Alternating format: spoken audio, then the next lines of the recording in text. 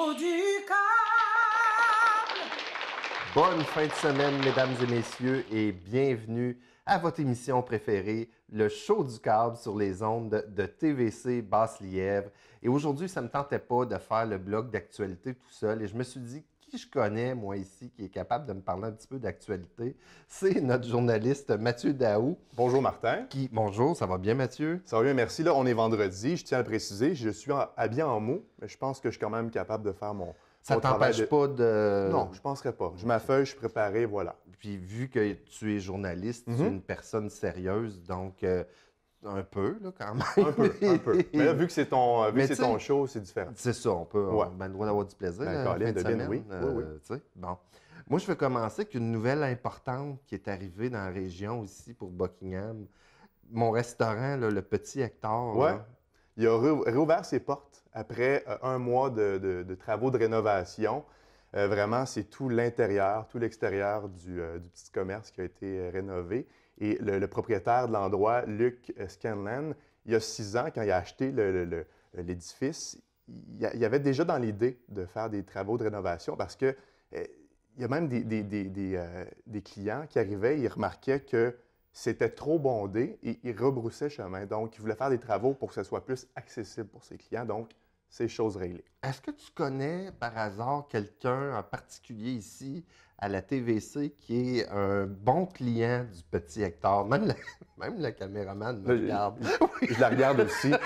Je pense que si tu serais le numéro 1 dans ma liste. Leurs petites pétacles frites, là, sont bonnes, leurs patates frites, leurs hamburgers, Ouais, c'est leur vrai. poutine. Excusez-moi pour les autres compagnies, là, mais le Petit Hectare, là, pas loin d'ici, c'est excellent. C'est dans mes intentions d'y aller ce midi d'ailleurs. Pour vrai? Ben oui. Je peux-tu y aller? Tu viendras avec moi, Ok, Martin. on va y aller. Autre chose, la chambre 608, là, ça, c'est pas le titre d'un film d'horreur, mais la chambre 608 de l'hôpital de Hull a fait beaucoup parler d'elle. Oui, c'est un Gatinois qui a dénoncé l'état lamentable d'une chambre à l'hôpital de Hull. C'est sa mère qui séjournait au cours des dernières journées là. C'est au coin lavabo de la chambre qui se trouve à être dans un piteux état. Au coin lavabo et quelle rue? Lavabo et la rue de l'hôpital de Hull. OK. Donc, il y a une photo qui a été partagée sur les réseaux sociaux, vraiment plusieurs réactions. Il y a même des infirmières qui ont dit que c'était pas le seul endroit dans l'hôpital de Gatineau, à l'hôpital de Hull, où il y avait des trucs assez louches. Et aussi du côté du Centre intégré de santé et de services sociaux de l'Outaouais. C'est sûr qu'on dénonce cette situation-là. Il y a une enquête qui est en cours. Hey, on va faire un jeu. Oui. OK, tu vas faire comme si j'étais un haut placé gouvernemental. D'accord. Puis que tu me demandes de justifier la chambre 608. Alors, Martin, est-ce qu'on peut accepter que une telle situation se produise à l'hôpital de Hull? Oui, je vais vous dire pourquoi. Parce que les gens qui vont à l'hôpital, c'est pour se faire soigner, c'est pas pour la décoration. On mettra pas une scène de plus dans cet hôpital-là. Qu'est-ce qui va être fait là, dans les prochains jours pour Rien! régler ça? Rien? Bon. J'aime ton personnage, Martin. Merci. Hey, c'est vrai qu'il va neiger? Bien, selon Environnement Canada, selon Météo Média également, c'est de la neige qui pourrait tomber dimanche prochain, une dizaine de centimètres. On dit que ça tombe, mais ça peut ne pas être vrai non plus, donc on va attendre dimanche. Mais on pourrait peut-être préparer là-dessus avec les mitaines aussi, là. Et aussi le lundi d'après, il y a d'autres centimètres qui s'ajoutent, donc on pourrait parler de la première. La vraie tempête déjà? Exactement, oui. Il me semble qu'il a fait chaud cette semaine. Oui, quand même. T'es sûr que tu te trompes pas? Selon certains sites, c'est ce qui va se passer dimanche. Ben, coudonc. Le maire Labaume de Québec, que j'aime beaucoup d'ailleurs, est venu faire une visite ici. Oui. Il était de passage à Gatineau. Vraiment une journée remplie. Le maire de Gatineau, Maxime Penneau-Jobin, a dit que la ville en a beaucoup à apprendre sur Québec. C'est d'ailleurs pour ça qu'il était ici. On a parlé notamment d'intégration des immigrants, de diversification économique et de l'importance des bibliothèques pour les collectivités. Certains peuvent croire que le passage de Régis Labaume, c'était en quelque sorte un appui pour Action Gatineau, le parti de Maxime Penneau-Jobin, mais le maire dit que non, que c'était vraiment pour discuter Moi, de là, certains... ce qui m'a fait rire, là, Oui. c'est que le maire Labaume, il aurait dit parce qu'il aime beaucoup Maxime Penneau-Jobin, il aurait dit « Ils sont pas tous intelligents de même en parlant des mères.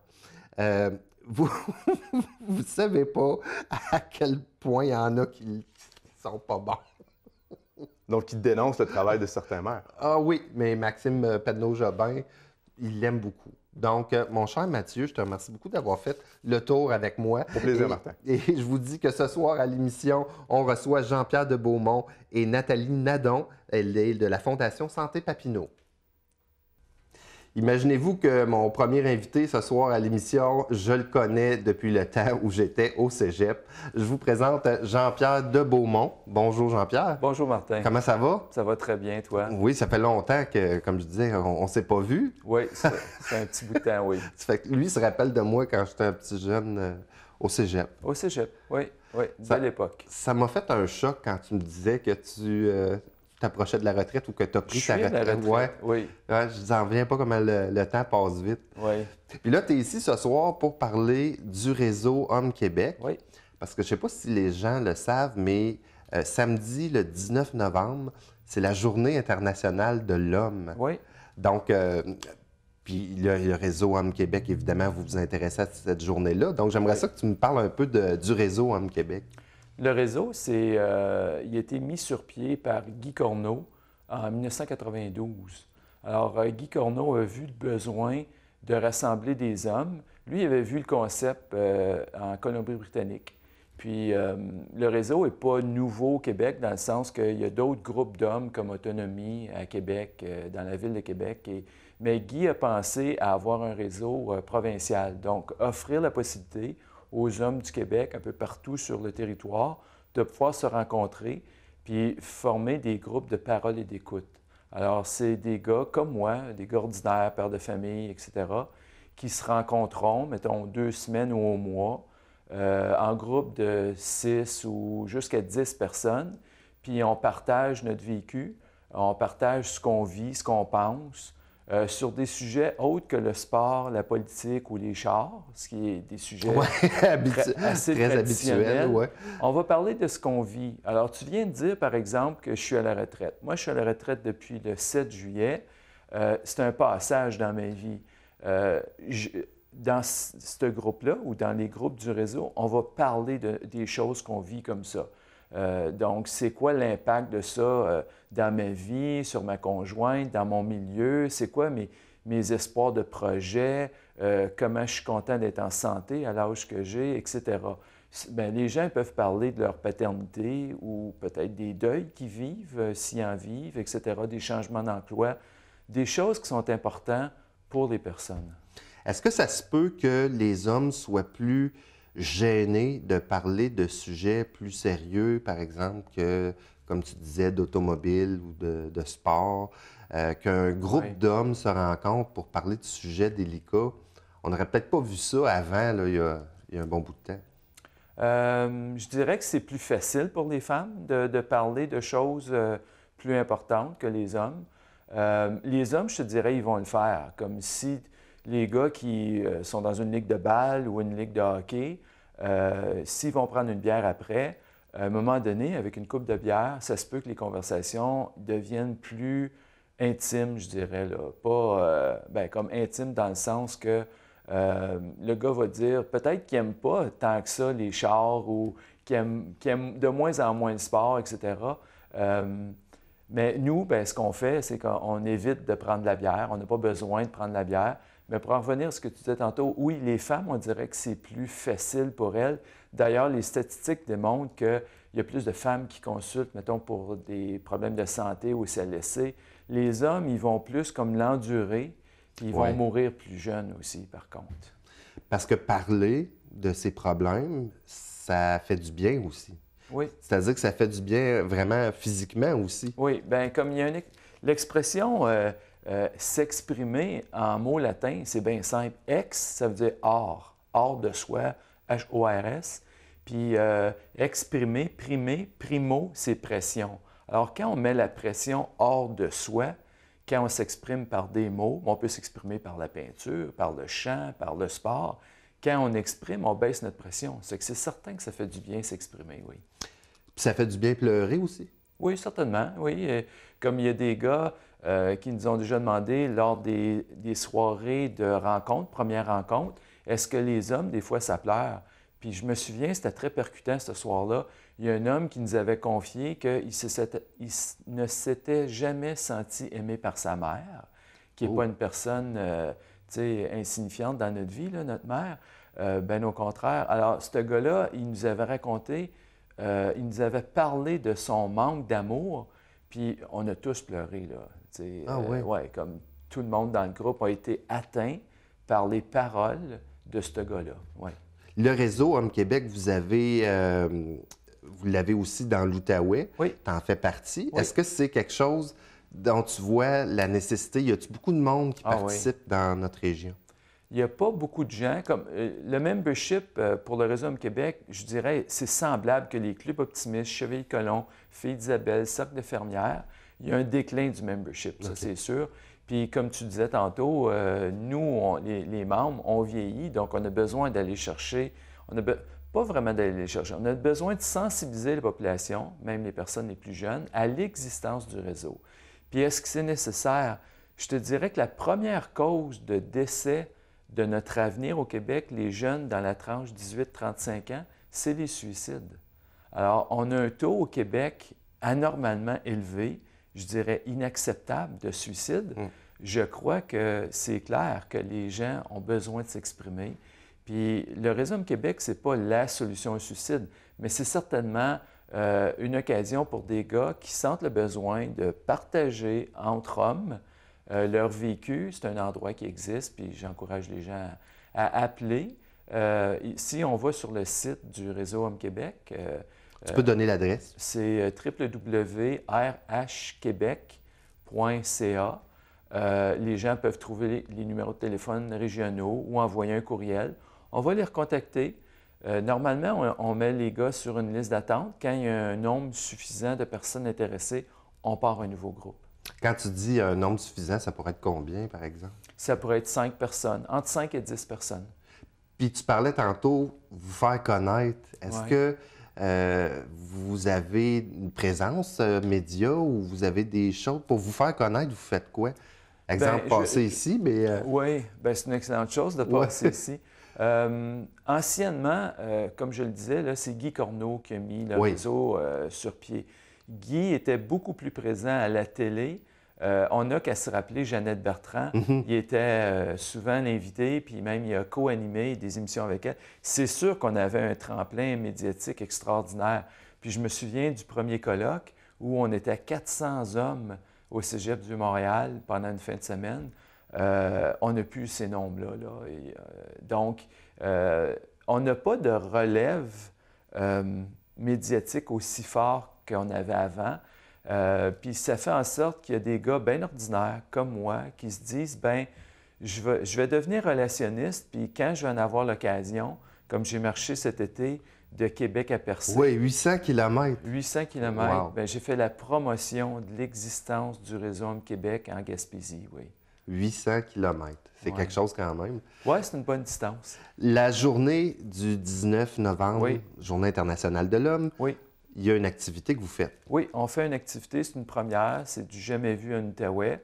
On organise une marche pour hommes, femmes, enfants, dont le lieu de départ est au stationnement de la salle Annick. L'adresse m'échappe, là, précise. Saint-Joseph. Oui, c'est sur Saint-Joseph à Hall. C'est un endroit bien connu. Oui, C'est tout la le monde. salle de quilles Annick.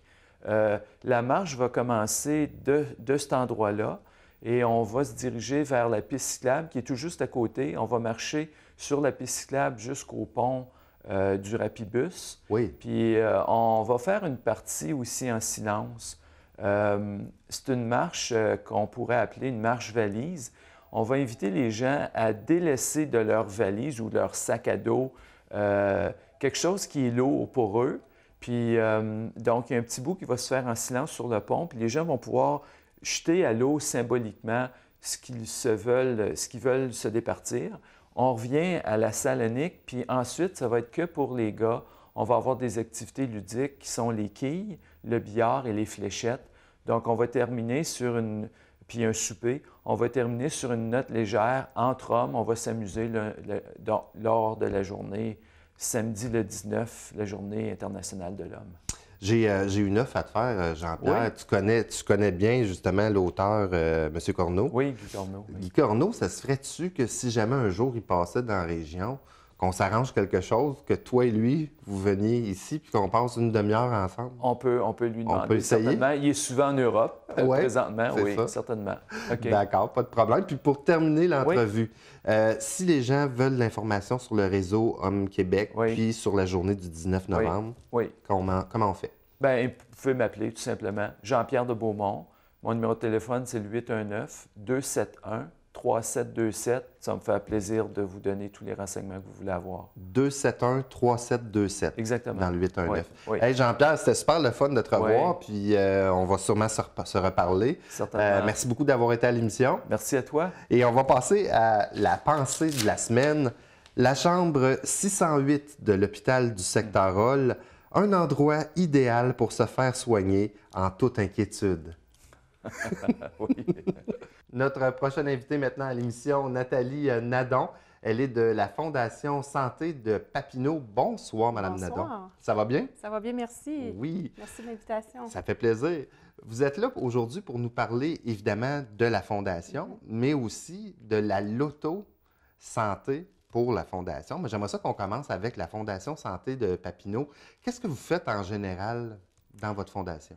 À la Fondation Santé de Papineau, le but de la Fondation, c'est évidemment de ramasser des fonds pour améliorer les installations et les soins en général sur le territoire de Papineau. Alors, les installations que nous desservons sont situées dans la Petite-Nation et aussi à Buckingham. La Fondation a présentement 2 gros projets majeurs. Le premier projet, c'est dans la Petite-Nation pour le CHSLD de Saint-André. D'accord. Nous ramassons présentement des fonds pour la construction d'une terrasse.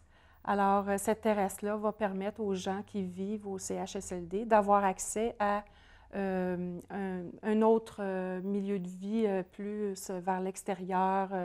Les familles vont pouvoir sortir avec les gens, puis faire prendre l'air et tout ça, puis améliorer un petit peu leur milieu de vie. Le deuxième projet, deuxième grand projet. oui, c'est la mise à niveau des soins intensifs à l'hôpital ici à Buckingham.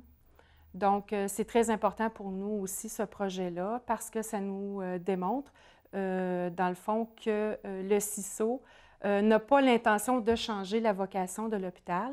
Ça va rester un hôpital et non pas, ça ne deviendra pas autre chose, comme genre un CHSLD ou... alors, les services qui vont être disponibles à l'hôpital vont demeurer à l'hôpital et on est très content de ça. Dans le fond, là, si je comprends bien, le fait qu'il y ait une fondation, c'est parce que la fondation, dans le fond, vous aidez à ce que la clientèle ait accès à des choses que normalement l'hôpital, dans le cadre des enveloppes gouvernementales, ne pourrait pas se payer. Effectivement, oui. Donc, c'est important parce que là, Oui. ça va directement au bien-être des gens qui sont soignés dans ces établissements-là. Oui, oui. Grâce à de très généreux donateurs au fil des ans, on a, par exemple, maintenant un département d'hémodialyse à l'hôpital, ce qu'on n'avait pas avant. Alors, oui, effectivement, grâce à la Fondation qui a remis plusieurs millions de dollars au fil du temps à l'hôpital, alors on a eu accès à des soins de façon plus... pas qu'il n'y a pas des bons soins, là, mais tu sais, la mise à niveau des soins intensifs, par exemple, c'est que là... l'hôpital... On ne pourrait pas se le payer c'est ça, si la fondation n'existait pas. C'est ça. C'est sûr que, bon, le CISO nous garantit une enveloppe budgétaire d'un certain montant qui est quand même important pour ce projet-là, mais le manque à gagner, c'est la fondation qui va ramasser les fonds. Alors, nous, on s'est donné 4 ans pour atteindre nos objectifs. On a déjà, 2016 est déjà passé presque, et on a atteint jusqu'à date 1/3 des objectifs. OK. Donc, la campagne va bien, mais on aurait besoin d'un encore un petit peu plus d'efforts de la part de la population et des donateurs pour Êtes-vous atteindre... beaucoup dans la fondation? Moi, je suis présidente du conseil d'administration. Il y a plusieurs personnes qui font partie du conseil d'administration et on a aussi des employés qui travaillent à la fondation de façon permanente à temps plein là, pour aider à ce que l'organisation se passe bien. Et puis, oui, on a quelqu'un qui est... que son travail consiste à gérer la boutique qui est à l'hôpital. Parce que la boutique fait partie de la fondation. Oui, OK. oui. Alors, tout ce qui est vendu à la boutique, bien, les profits sont versés à la fondation et reversés ensuite pour les projets qui sont ciblés là, par le CISO pour améliorer ce qu'on peut faire. Là, normalement, on ne fait pas de la publicité. Il faut que je vous montre ça. Je le montre juste comme ça. Là. Je ne sais pas où exactement, mais la Loto Fondation, ça, je trouvais ça super intéressant. Puis c'est pour ça aussi que je voulais que vous soyez là, Mme Nadon, parce qu'il y a des beaux prix, là, 20 000 hein. Moi, je vais le lire comme avec une voix de... C'est une voix d'annonce. 20 000 en prix à gagner. Un grand prix de 10 000 seulement 600 billets disponibles. C'est super. Oui. C'est quoi qu'on peut gagner? Parce qu'il y a des beaux prix. Bien, c'est ça. C'est des prix en argent. Par le passé, on avait Des cadeaux. Des cadeaux et tout ça. Mais là, il y a plusieurs personnes qui nous disaient, bien, ça serait le fun qu'on puisse avoir des prix en argent. T'sais. Surtout que c'est en décembre, le tirage. Oui, avant les fêtes. C'est le fun, hein? Ben, gagner 10 000 juste avant Noël. Ouais. Puis les chances de gagner sont très grandes. Hein? Il y a seulement 600 billets, comme vous avez dit. Alors, c'est mieux que l'Auto-Québec, là. Oui, parce que, tu sais, des fois, on ne s'en rend pas compte, mais quand on achète son petit Québec 49 ou son 649, il y en a des millions en circulation. Wow. Alors, les chances sont très grandes. Et puis, les gens, ils ne sont pas obligés d'acheter le billet de façon individuelle. Ils peuvent l'acheter en groupe aussi, là. Ils peuvent former un groupe et acheter le billet. Il y a beaucoup de gens qui font ça. Est-ce qu'habituellement, c'est populaire quand vous faites ces tirages-là? Oui. Arrivez-vous toujours à toutes les ventes, les billets? Non, on a... Ah ouais? Non, c'est ça. On aimerait ça, là, mais c'est quand même des billets à 100 là, tu sais. Mais l'année passée, on a quand même remis une vingtaine de mille de dollars grâce à ça à la Fondation pour le programme de dons majeurs. Alors, Puis les gens, ils font quoi s'ils veulent avoir un billet? Bon, alors, il y a plusieurs façons d'acheter des billets. Il y a des points de vente. Il y a un point de vente à Saint-André-Avelin. Il y a effectivement le point de vente à Buckingham qui est à la Fondation directement à l'hôpital. On peut acheter en ligne aussi. Et il y a différentes personnes qui font partie du comité de la Loto qui ont des billets aussi à vendre. Là. Bon, Mme Lucie Brazeau, Mme Mariette Filion et moi-même. Wow! Fait que vous travaillez fort là, de la Fondation pour pouvoir réussir à vendre tout ça. Oui. Qu'est-ce que vous diriez pour dire aux gens, par exemple, qui nous regardent à la maison en ce moment, de leur dire achetez donc votre petit billet de l'Auto-Fondation parce que concrètement, ça va nous aider. Puis, tu sais, pourquoi vous autres, on donnerait de l'argent, mettons, plus à vous autres qu'une autre cause? Parce qu'il y a tellement de causes. Il y a la grande guignolée des médias qui s'en vient. Il y a ça. Fait que qu'est-ce que vous diriez, vous, qui êtes dans le CA et qui représentez la population? Bien, je pense que ce qui est le plus important, c'est que cet argent-là qui est remis à la Fondation va servir directement pour les soins de santé. Puis on sait que présentement, avec toutes les coupures qu'il y a, nos installations ont besoin d'une fondation qui ramasse des fonds parce que si on attend là, les enveloppes budgétaires du gouvernement, des fois, ça prend du temps là, avec les projets. Alors, quand il y a une fondation qui pousse comme ça pour ramasser des fonds, bien, ça active les choses, ça permet, des fois, les gens vont dire au ministère, bien, tu sais, la Fondation a déjà ramassé, mettons, la moitié de l'argent, tu sais, peut-être qu'on devrait y repenser à investir, tu sais, la population, parce qu'ils quand voient que ils se mettent ensemble. Ben ouais. oui, c'est ça, tu sais, si c'est quelque chose qui est vraiment important pour la population, puis que les gens embarquent, bien, ça fait juste leur démontrer, dans le fond, que, bien, votre argent, là, va être bien investi, là, les gens, ils sont contents, puis ils vont utiliser les services aussi. Puis les soins de santé, bien, c'est tout le monde qui en a besoin, là. Moi, j'ai déjà, puis je vais être très franc avec vous là-dessus, j'ai déjà entendu des gens dire pourquoi qu'un hôpital, puis là, c'est pas juste la vôtre, là, ça peut être aussi l'hôpital de Gatineau ou de Hull, là, pourquoi il y a des fondations qui sont obligées d'amasser des sous alors que ça serait plus le rôle du gouvernement de vraiment, tu sais, prendre le soin de leur... Parce que j'aimerais ça que vous m'expliquiez le mythe, parce qu'il y en a qui disent des fois qu'ils ne donneraient pas à la fondation parce qu'ils pensent que ben pourquoi il faudrait qu'une fondation paye pour ça? Oui, mais l'autre côté de la médaille, c'est pourquoi est-ce que les gens devraient toujours attendre après le gouvernement pour faire quelque chose? Oui, parce que ça peut être long. Oui, c'est ça. Moi, je pense qu'on a une responsabilité en tant qu'individu dans une société d'investir dans son milieu de vie, puis de travailler pour faire en sorte que les choses avancent. Puis c'est ce que je trouve qui est important, là. Ne pas toujours attendre que le gouvernement fasse les choses à notre place, de prendre les devants, puis de faire des projets. Puis, vous savez, le bénévolat, c'est ce qui fait avancer la société. Alors, moi, je trouve que ça, c'est une belle façon là, de... Puis c'est pour ça que vous, comme femme d'affaires, vous avez décidé de vous impliquer dans un CA de la Fondation Absolument. de Papineau. Oui. Wow. Fait qu'il ne nous reste pas grand temps, mais je veux juste rappeler en terminant, évidemment, comment on fait pour se procurer les billets de l'Auto-Fondation au coût de 100 $. Ça dit ici, nouveauté, achat de billets en ligne. Oui. Puis le numéro de téléphone, une fois, si on, est-ce que vous en avez un, si on a besoin d'informations? Directement à la Fondation, qui est le 986-4019. Et les gens peuvent se présenter aussi au bureau. Il y a toujours quelqu'un de disponible. Puis votre bureau, il est à l'hôpital? À l'hôpital, oui. OK. Bien, Madame Nadon, je vous souhaite là, que cette année, les 600 billets disparaissent, que vous puissiez toutes les vendre. Merci beaucoup.